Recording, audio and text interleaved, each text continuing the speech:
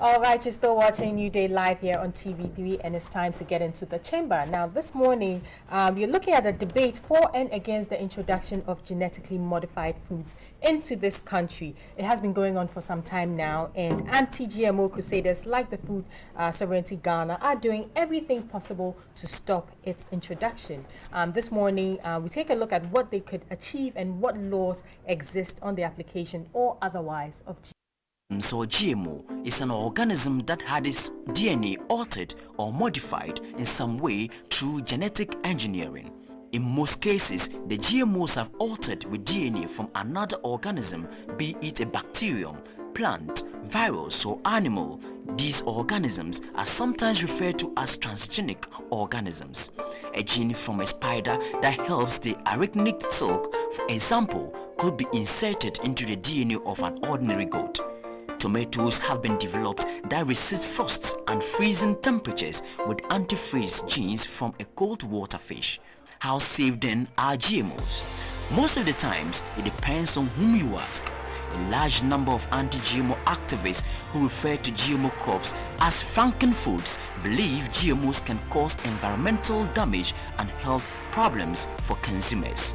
According to the Institute for Responsible Technology, a group of anti-GMO activists, genetically modified foods have been linked to toxic and allergic reactions, sick, sterile and dead livestock, and damage to virtually every organ studied in lab animals.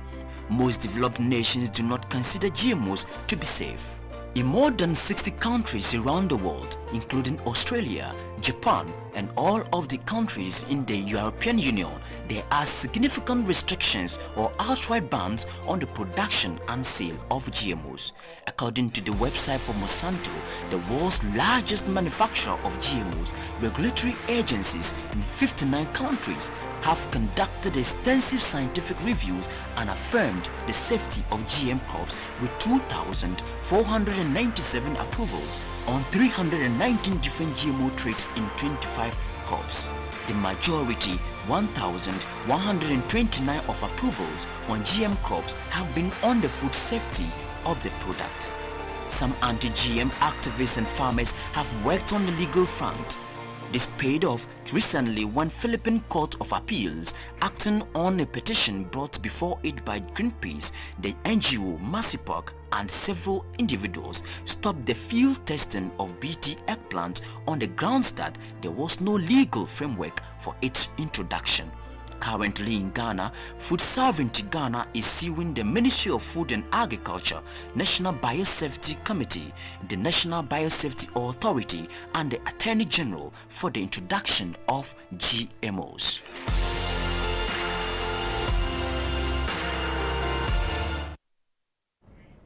Right, so like I mentioned earlier this morning, we're looking at genetically modified foods, and my guest to educate us some more on this is George Tetewayo. He's the legal director of Food Sovereignty Ghana. Good morning and welcome. Good morning, madam. I believe this is the first time you've been on the chamber.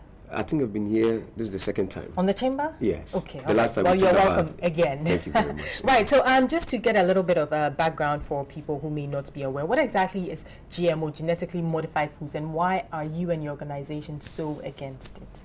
Thank you very much. Let me say a very good morning to your cherished viewers.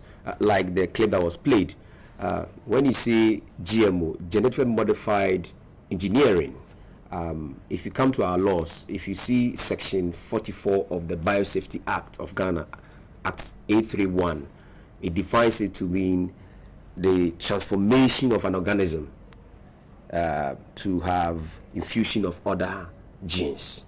So anytime an organism is transformed by infusing or injecting other genes from other organisms, the product you get is the GM product. Okay, can you give us an example? So that, for example, we have this BT cowpea that the Savannah Agricultural Research Institute in Yamkala has successfully, as they said, gone through with, and they are yet to hit the market with. And that is what we are in court trying to tell the court to put a strain on, to restrain them from bringing it to the Ghanaian market.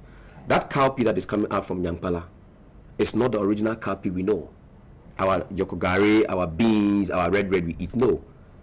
It is a clear example of other genes coming from other plants or other sources being infused to get a new one. And what is so wrong with that? The reason why we are saying there's a problem with that is that when you do that, you go beyond the taxonomic family. And taxonomy relates to presumed assumption of classifying plants and animals in their natural relationship. So what it simply means is that you have gone beyond the natural relationship of plants and animals. And this, I've just said, is coming from the Cartagena Protocol. That is the definition of GM in the Cartagena Protocol on biosafety. Okay, so are you saying that such products would be harmful to us? Why is it so bad? I mean, going outside the plant and animal family, what is so wrong with it? Are we trying to alter God's creation? Human beings, anytime will take steps to become intelligent than the Creator. Don't forget, it brings us predicament. I will take you to the Bible. Nimrod, the great Nimrod, was the first man who wanted to organize all human beings under him, build tower, the Tower of Babel. That's what I'm talking about. God brought him down. God has his way of keeping nature. If we say that we have a problem with our copy, and you want to have it resisted against insects, like for example the BT cowpea, the whole idea is resistant against the maruca, the maruca cowpea insects. Now, if this insect is so bad, can't we find another way?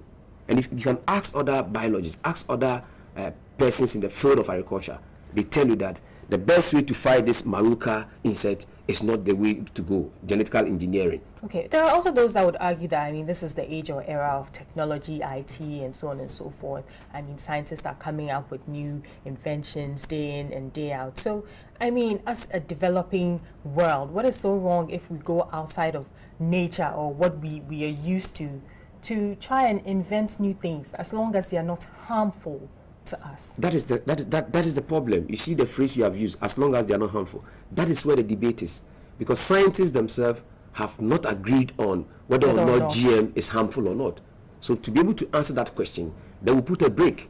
If it was clear out there by scientists around the world that GM was safe, then there will be no problem. But scientists themselves do not agree. There's no consensus. Okay. So that even today in Europe, all over the world, the Europeans are moving away. Okay. Can you tell us if there are existing laws here in this country on the application of GMOs? What are the laws governing it as of now? Fantastic. In 2007, there was LI 1887 that talked about biological and the biosafety regulation. Then in 2011, the Biosafety Act came into being at 831.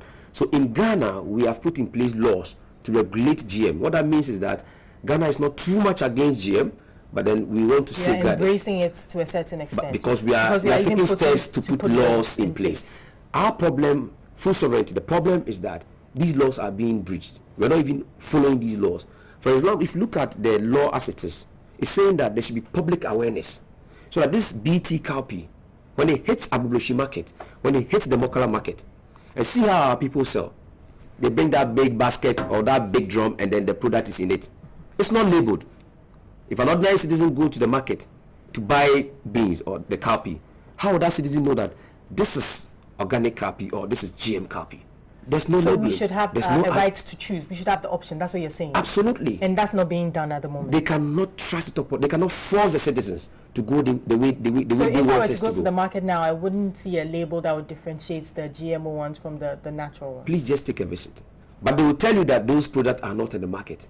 Even the ones we import. Currently what is happening is that the CSIR and then the SARI and then the National Biosafety Committee will argue that there's no locally GM food on the market, which is the cowpea and then the rice. But they say that we are already having GM in the system. We go to the malls. Ghanaians go to these malls, their cars, and go and park and buy all these drinks and all that, all these juice. The argument is that it's already in here. The point is that if these ones are in, some of them are not even labeled. Citizens do not even know whether these foods contain GM. They go and buy them. But we are saying that we will not allow the local dimension to take its footings. If we are importing, as a country, we have not been able to stop that. But we will not sit down for them to begin to locally manufacture them. Okay, now I know that you're currently in court fighting this current the cowpea that you keep talking about. I know that you can go into detail, but can you give us just a brief overview of what is happening? Yeah, absolutely. So like you asked, awareness is not out there. The citizen will not be able to know which one is the GM, which one is the organic, the rice that CSI is bringing. We will not be able to know. Secondly, consultation is very key. The Cartagena Protocol on biosafety to the Convention on Biological Diversity, which is a United Nations convention, as well as the Biosafety Act, it's also clear, and even the LI, all these 3 laws are clear that there should be public awareness, intensive public awareness. There should be consultation with stakeholders. There should be the idea of people coming to terms with, this is the issue we have, and this is the state in which we find ourselves. You're saying that consumers should be given the opportunity to decide whether or not this is something they want. Absolutely. When it comes to you going to use your money to buy a product, how can you go out there and buy a pig in the bag? You should be able to know what you are buying and decide for yourself that it is labeled. But why is this so hard for us to understand? If it's as simple as you're saying, that just give the people the opportunity to decide for themselves. Why is it so hard? Why do you have to go to court to fight this? So that is what we are saying, that the laws are being breached. So in Africa, what happens is that we take the citizen for granted. It's been happening. So and the laws are there, but they're not being enforced. Absolutely. Not being enforced. Those who are supposed to let it happen are not even obeying it. The National Biosafety Committee, they are not. Can you remember? Just look at this. The Biosafety Act 2011 said that it would be established a National Biosafety Authority. The LI 1887, which was established in 2007, gave a biosafety committee. The committee existed. Then our lawmakers, in their own wisdom, in 2011, brought into being the act. And the act said there will be established an authority. This authority was not established. The very moment we went to court, our first court hearing was the 17th of February. The next day, 8th of February, Ghana woke up to hear that they have inaugurated a National Biosafety Board. So all this while, the law tells you that there shall be established a National Biosafety Authority. You sit down there and use the National Biosafety Committee to be acting. Then you are dragged to court. Then quickly you say that there is a board. So people are just taking the citizens for granted. Okay. And that is why we are in court. Okay. What about the FDA? Don't they have any regulations or laws that kind of implement or that relates to GMOs? So, for example, they are the ones who should be able to look at the ones coming in. That's their duty. Why are we getting all these GMO stuff? Just dump onto the citizen. But they are not doing that. Absolutely, because if you go to the various malls today, we are happy about the malls. Accra Mall, whatever mall. We go on all these things. South Africa is there, killing other Africans. Then they come and dump these GMOs onto us, and we clap our hands. You know, the same South Africans are killing other black people. Then all these foods we see in our malls are GMOs coming from South Africa, and they say we have the FDA, and they are sitting down there. So the citizens should just be taken for granted when institutions are supposed to be working. The Ministry of Food and Agriculture, you have the oversight responsibility for everything about agriculture, the food that the citizens eat. All right. So, in the absence of a law, what should a possible law consider when we finally decide to? What would you like to see in there? I think that we are in court testing how these laws are being breached, but going further, we want to clamp down on GMO. We are saying that Ghana does not lack food. Okay, so is your position that the populace should be educated to be able to make... It's just the first step. To make to be aware of the presence of GMO. There shouldn't be GMOs at all. We shouldn't entertain As it is, because of the laws, because of Act A31, which is the Biosafety Act. So it means that GMO activities can't go on. But then there should be certain requirements that should be met, like public awareness, education, and then consultation and all that. So if all this is done, that's the first phase. When we finish the public agrees to it, yes, we move to the second step. Because the second step is that we want to kick GMO out. Why? Even the Americans, the multinational companies. Even if the population decides that is something that we wouldn't mind? No, because, for example, look at glyphosate. Glyphosate is a herbicide used to spray all GM, 80% of all GM product. And the WHO recently said that it possibly causes cancer. At long last, Joel, I don't know. I feel a bit of a contradiction here. If you're saying that we should be educated enough to be able to make an informed decision, and that is done, and we now have the choice to decide whether or not to go for GMO foods, then where does it come in that you still want to push it down our neck that it shouldn't come in at all? There's no contradiction. Because there is a law saying that those activities, GMO activity, genetically engineering activity can happen. For now, we cannot tackle it. If for now, the law is passed. Yes, for now we are saying that they are breaching the very law that is giving them the ability to do that. Okay, so until the law is passed, this is what you say. The law has been passed. So and we are saying that for now, because the law is there, we are now saying that they are breaching the laws. When we get a hearing in court, and the court says that they should go and respect the law, when that phase is over, then now we will rise to the next level phase. And say that, in fact, we don't need the presence of GMO. At all. Because Ghana does not lack food. Our problem is post-harvest losses. Travel around the countryside. We produce the food and we lead them to go bad. Come and put up the silos. Go back to biblical Egypt. What did Joseph do? Joseph said, store food for 7 years. So we are saying that you have abundance of food, but keep it.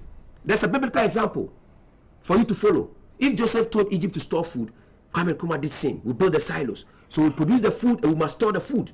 We are 25 million people. We will never go hungry. We will store the foods. We don't need to genetically modify any food in this country. Okay, but how different are GMOs from what we currently practice, like crafting and hybriding? How different is that? I've told you that the GMO is a fusion of genes beyond the taxonomic family. And taxonomy relates to taxonomy. Taxonomy is classifying plants and animals in their natural relationship. So anything that goes beyond the natural relationship has gone beyond creation, has gone beyond God's view and God's intention. And that's what GMO is about. Are there other countries currently practicing GMOs? Oh, countries have accepted it. Burkina Faso is doing it. All the tomatoes we get from Burkina Faso are all GMO tomatoes. So what do they know that we don't? The point is that they think they have embraced something good. Because even the Americans who started, they are now fighting it. The American citizens now, just 2 days ago, it was in the news. Americans are now importing organic corn. Americans are importing organic corn. And these multinational companies, Monsanto, Syngenta, DuPont, the American companies. Now this glyphosate I talked about, that is used to spray all GMO product, is Monsanto's key product. So if you are going to go GM, you have to spray your GM product. And in spraying it, you need to buy glyphosate. And glyphosate is for Monsanto. All right. Thank you so much for your time this morning, George Tetewayo. We've really educated us. I'm sure we'll have you back again. Sometime in the future, we'll be monitoring closely events in court, and I'm sure we'll have you back again when events unfold.